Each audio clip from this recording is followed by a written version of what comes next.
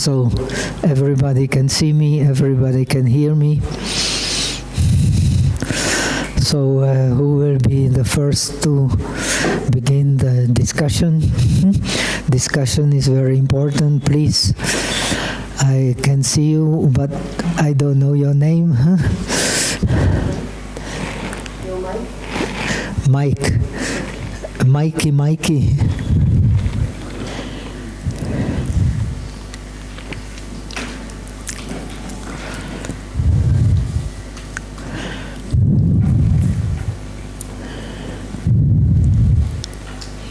I can try. Maybe better wait.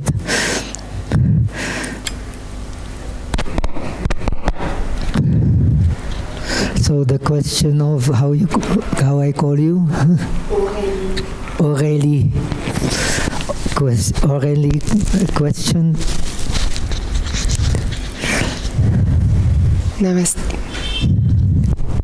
Namaste. Yes, I was wondering if you could develop or give us, like, I would say more insight at my level, at least, of wisdom. Insight, huh?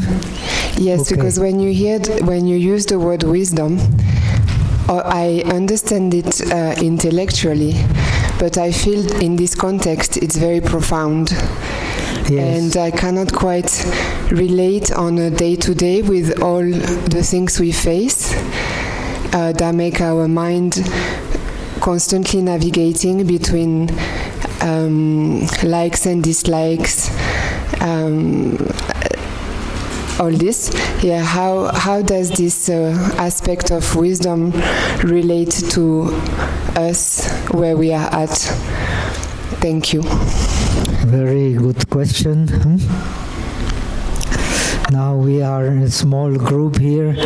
We are all learning, and I hope that this program will bring more clarity to your learning.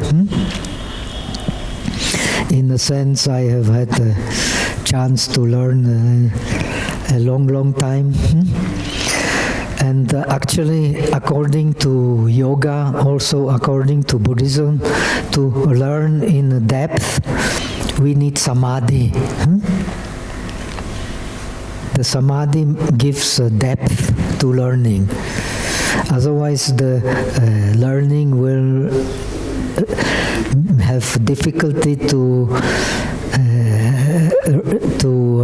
abandon the superficiality. The depths in any religion, unfortunately, it was very much neglected, but it is part of our tradition also. All the prophets and all the great saints of the Bible and of the New Testament, they were saints because they had a deep concentration. Without a deep concentration, it is not possible to attain a deep insight. We can learn many things which are very useful, but they will be consumed in samadhi.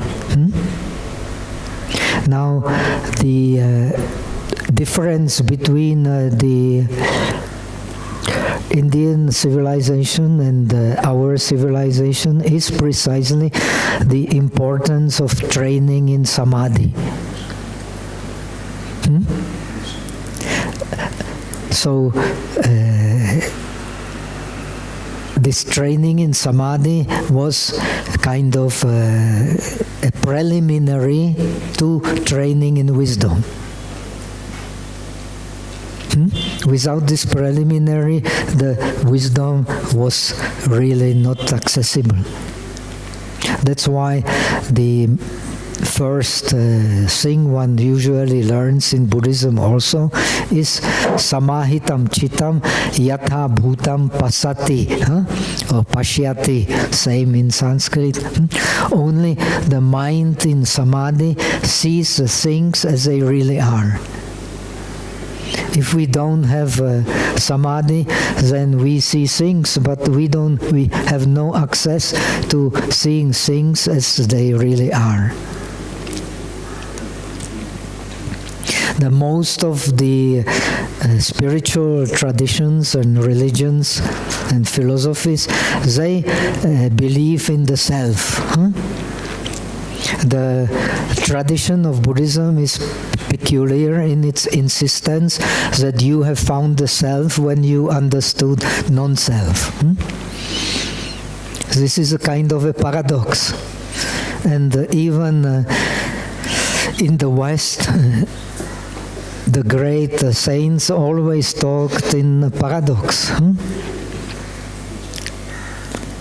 Like the last comes the first and so on.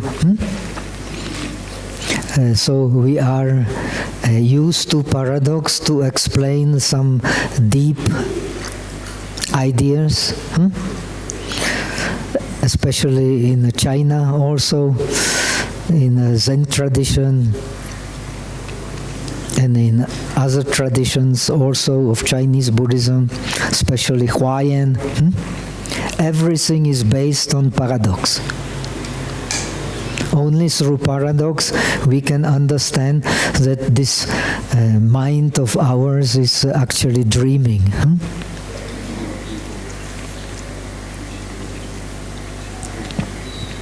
So we have to come into the understanding of the dream in order to understand our worldly experience. Just like in the dream, we have likings and dislikings, and we have all kinds of ideas, but their objects is just mind only. Their subject is also just mind. Actually, the same situation is now also.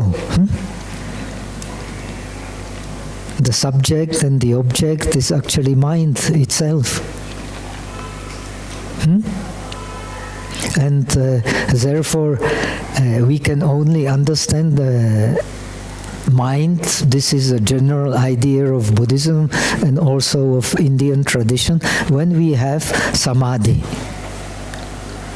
In Indian tradition, samadhi is just like what I see with my eyes is the fact. It is called pramana, the valid means of knowledge. So samadhi also is a valid means of knowledge.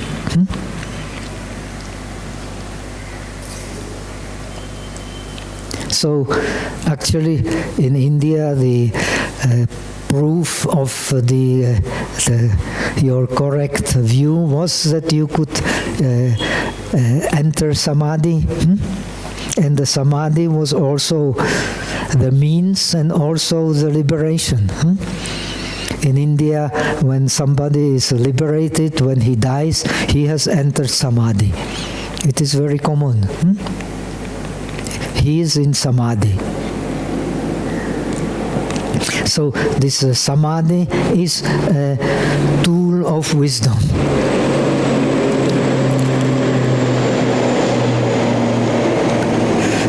This is a difference in a way between what is transmitted as a religion in the West and what is generally accepted in India. So in the training of the disciples, which is very important for understanding Buddhism. It is a key for understanding Buddhism. Unless we understand what is the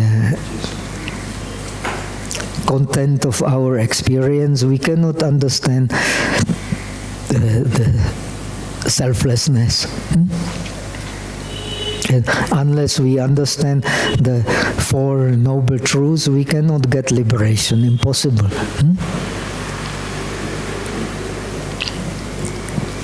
whatever we practice, we need to understand the content of our experience, that it is the 5 aggregates, it is the 12 spheres of perception, it is the 18 elements, it is the dependent origination. Then we can understand the 4 noble truths. The common characteristic of our experience is impermanence. Impermanence is not the background to lasting happiness. And what is not background to lasting happiness cannot be object of liberation. So this is common premises for yoga. So the object of liberation cannot be subjected to mental manipulation, but it has to be object of samadhi, which is attained not through, can be mental manipulation is very important, but it is beyond the mental manipulation because it is something that does not change. And something that does not change mental manipulation can lead us to it, but it is not, cannot be object of mental manipulation. This is what Buddha has discovered. According to the tradition, he has practiced first the samadhi, then he has practiced the austerities, the tapas. Then he joined the two together to discover the middle way. And this is how he started his mission. In order to liberate, in order to discover that which he called nirvana, which is the mind without delusion, you have to practice deep concentration, and you have to practice vipassana. Without deep concentration and vipassana, impossible to get liberation. Deep concentration leads to peace in mind, and with peace in mind, you will not be deluded by your thoughts, and you will have access then to that which does not change.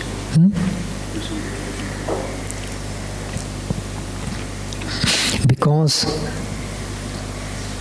we take it for granted that what we see is actually objective reality, but it only appears to be objective reality. Objective reality, in order to understand, we have to know something which is beyond change. And that is called the highest reality, Paramartha. Shen iti. The highest reality is something which cannot change.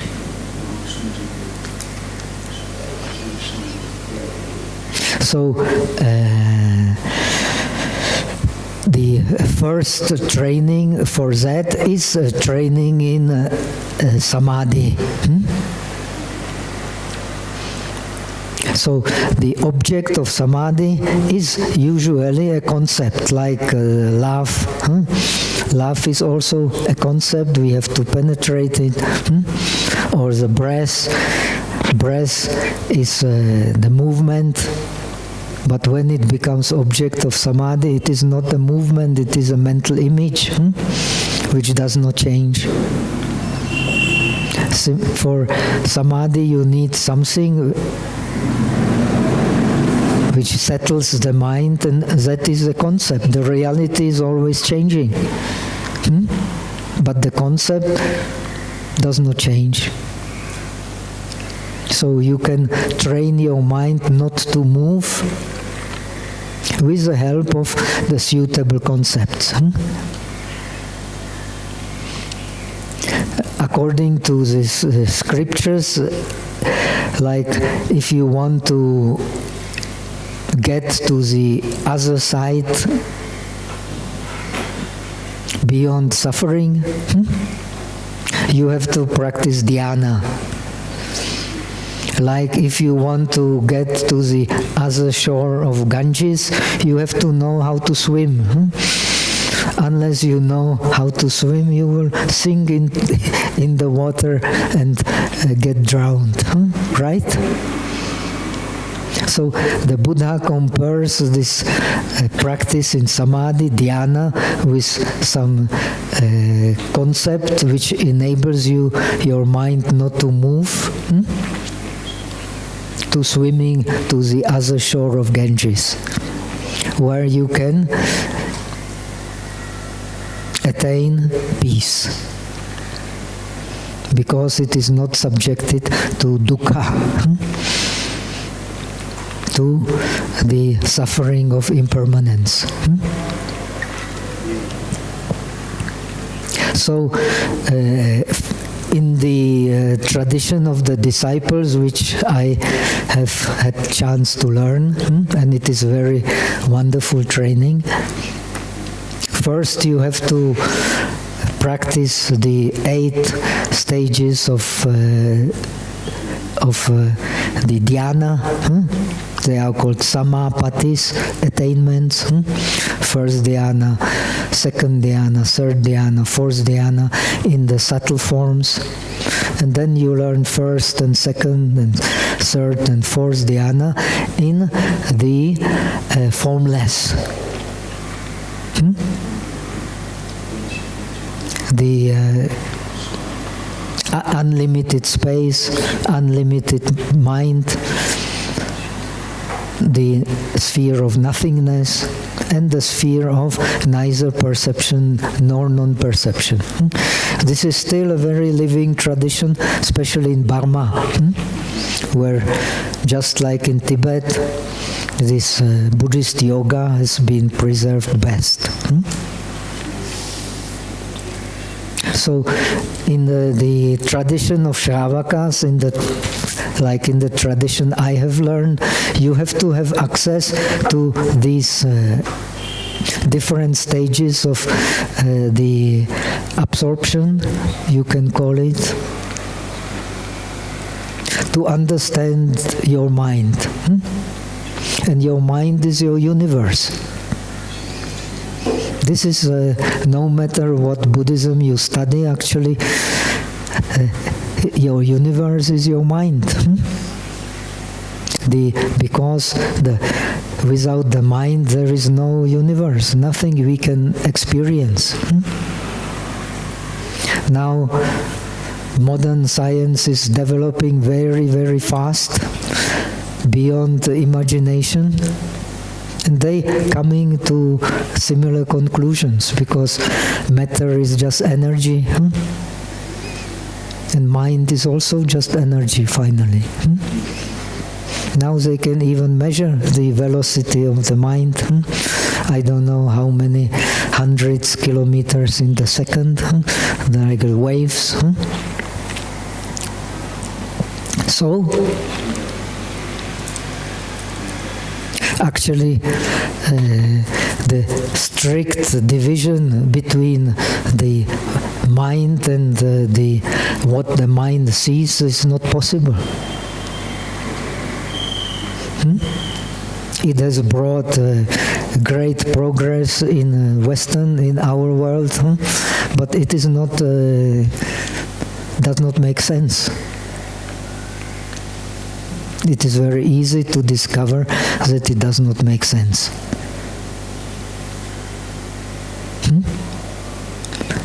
You cannot have one law for the matter and the other law for the mind, because they always interrelated.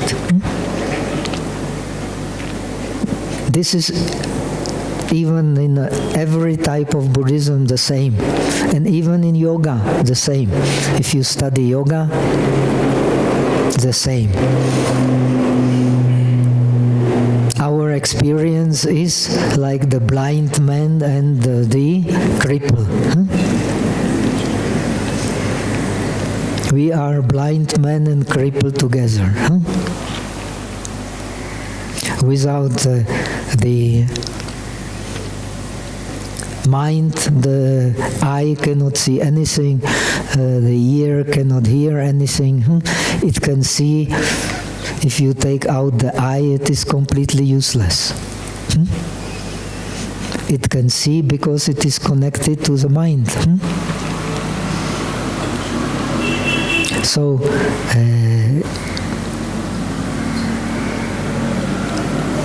in order to see something, we need the mind. The body needs a mind to touch, to hear, to see, to taste, and to smell. Right? Then the body is a cripple. Without the mind, it cannot move.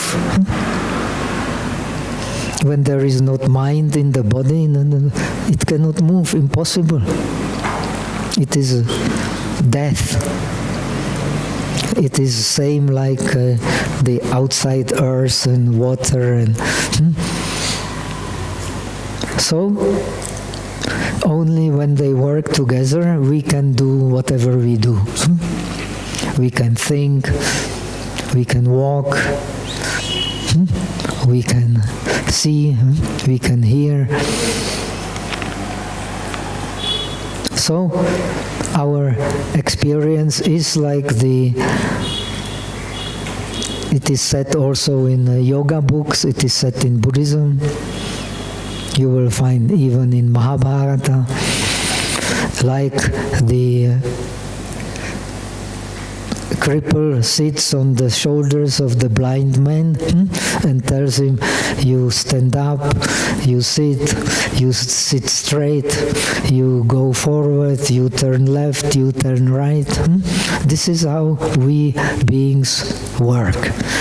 No matter whether we are ants, or we are gods, or we are humans. We work because this cripple is sitting on the shoulders of the blind man and tells him, go here, go there, do this, do that. So this is the content of our experience, the mind and the body together.